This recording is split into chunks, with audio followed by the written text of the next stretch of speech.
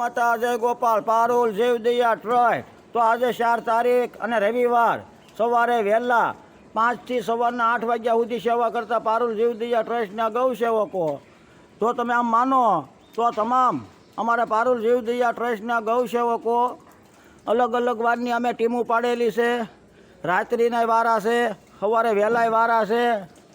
તો એમ કરીને એક અઠવાડિયામાં 11 વખત ગાય માતાના પાસે અમારે ઘાસની ગાડીઓ નાખવા આવી છીએ. અમે એક અઠવાડિયામાં 11 વખત.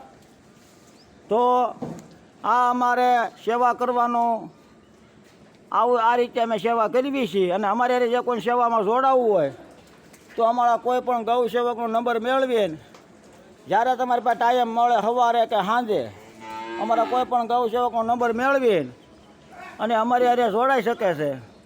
અમે જોડાવાનું એટલે કેવી છીએ વાલા કે આ મૂંગા જેવનું કોણ બિચારાનું, માણાના તો છે પણ આનું કોણ આ જેવનું, બરાબર.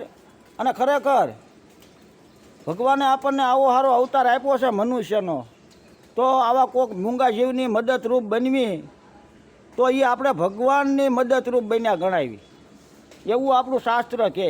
હું નથી કહેતો. તો થોડુંક જે ભગવાન ભાગવદ્ ગીતામાં કહી ગયા એની માથે વિશ્વાસ રાખીને તો જોડાવ, કે તમારું કરેલું ક્યાંય નહીં જવા દો, તમે જેવું કરશો એવું જ તમને હું આપીશ. અને ભગવાને તો ભાઈ એને આપણને આ ધરતી માથે મોકલી દીધા, બરાબર. પણ હવે આપણે શું કરવું નહીં આપણે જોવાનું. પછી આપણે એમ કે ભાગમાં હોય તો મળે, એમ તમે કોઈકને સરિયું મારો થોડું કાંઈ મળે.